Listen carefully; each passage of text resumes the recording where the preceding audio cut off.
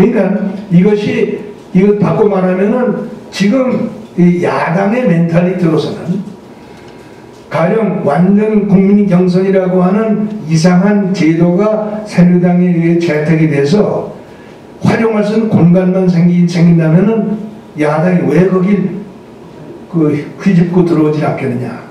반드시 들어올 것이고 그 결과로서 이 새누리당의 경선 그 프로세스는 굉장히 결란당할 가능성이 거의 90%다. 좀 그렇게 생각합니다.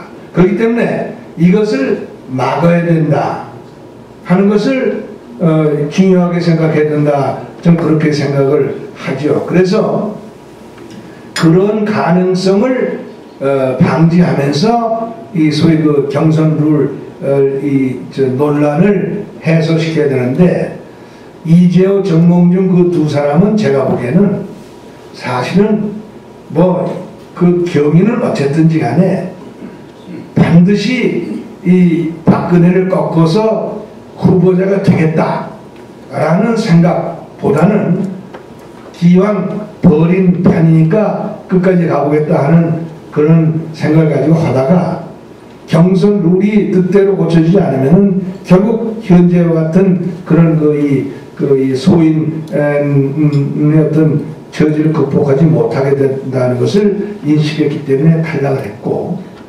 김문수 지사의 경우는 사실은 이 잔류 결정을 하기 전에 여러분하고 상의한 과정에서 저하고도 상의가 있었지만은 저도 잔류를 적극 권유했죠. 왜 권유를 했느냐? 제가 보기에는 박근혜라고 하는 후보에게 굉장히 치명적인 약점이 있습니다.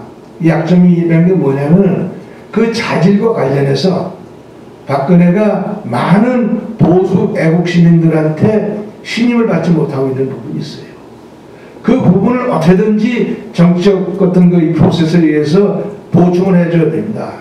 그 보충을 해주는 역할을 누가 할 수 있느냐? 저는 김문수 지사가 할 수 있다고 생각합니다. 김문수 지사가 이번 경선 과정을 통해서 이번 대선의 시대정신을 부각시키고, 그리고 좀 어떤 이 후보 개개인을 떠나서 새누리당 입장에서 이 대선에 던질 수 있는 명제와 철학 이런 것을 던져가지고 이것을 가지고 이 상당한 공감대를 일으키면은 그것이 박근혜가 가지고 있는 그 약점을 보충할 뿐더러 박근혜와 박근혜 주변에 어떤 사람들이 있는지 모르지만 그분들이 좀 그 관리를 잘못하는 부분에 대한 견제 역할도 할 수 있고, 그보다도 박근혜가 당선될 경우에 그 뒤에 여러 가지 우리가 걱정하는 문제에 대한 대안으로서의 존재가 부각될 수 있다.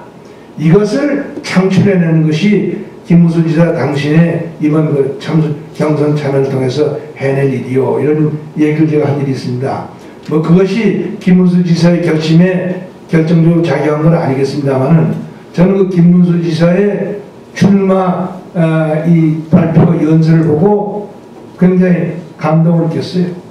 박근혜 후보의 출마 선언 연설은 정말 엉터리였습니다. 정말 포퓰리즘에 완전히 교란당해가지고 국가도 버리고 참 그야말로 그 박근혜가 추구해야 될 가치를 하나도 거기에 담지 못했어요. 그 부분을 다 주워서 담은 것이 김문수 지사의 출마 연설이었습니다.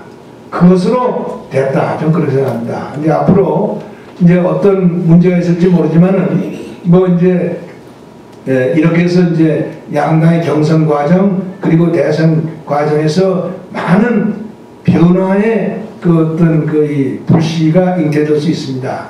근데 저는 또 하나 이런 생각을 합니다.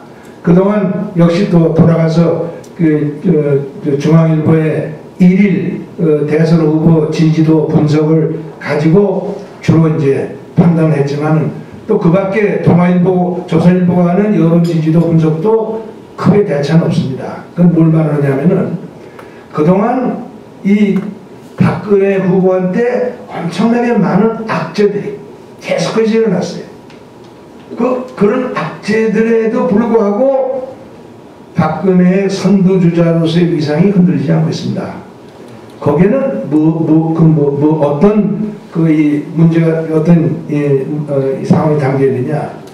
우리나라 유권자들의 상당수가 이미 박근혜가 좋은 후보다 아니다를 떠나서 박근혜가 아니면 안 된다 하는 것을 완전히 관념화시키고 있는 하나의 근거가 아니겠느냐. 그래서 누가 말해도 좌고우면 안 한다 하는 고집스러운 그런 모습이 이제 이 지지도 분석을 통해서 느껴진다. 그래서 그야말로 사건이 없는 한, 큰 사건이 없는 한 이 상황은 대선까지 가는 것이 아니냐. 좀 그런 일종의 이 판단을 지금 하고 있습니다. 그러한 결과가 헝클어질 가능성은 충분히 많이 있죠. 제일 중요한 것은 지금 이제 이명박 정권이 무너지고 있습니다. 이명박 정권이 과연 앞으로 6개월 동안 국정을 관리할 수 있느냐? 굉장히 어려워지는 것 같습니다. 그러면 국정을 관리할 수 있는 능력을 상실할 때 그 주체가 선택할 수 있는 선택지가 또 여러 가지가 있어요. 그런 경우에 조심조심하는 방법도 있지만은 또 경우에 따라서는 그걸 탈출하는 노력을 전개할 가능성도 있습니다. 그런데 탈출하는 노력을 잘못하면은 그나물의 그 밥, 그 결과가 또 잘못될 가능성이 더 많죠. 그 가능성이 없지 않아 있습니다. 예컨대 그 가운데 아주 대표적으로 나타나는 게 한일 국가정보교류협정인가 그걸 다루는 과정이죠. 이것은요, 정치적인 센스가 있는 사람이 이 프로세스에 개입했더라면은 저는 절대로 일어날 수 없는 일이 일어났습니다.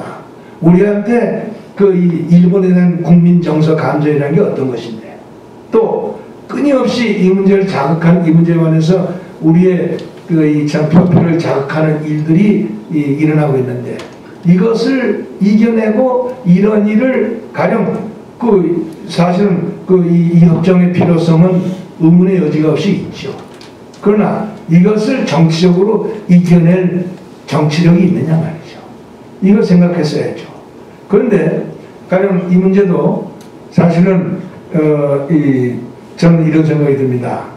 김태효 비서관 하나를 이제 제물로 만드는데, 사실은 이 협정을 준비하는 과정에 김태효 비서관이 주동적으로 참여했을 겁니다.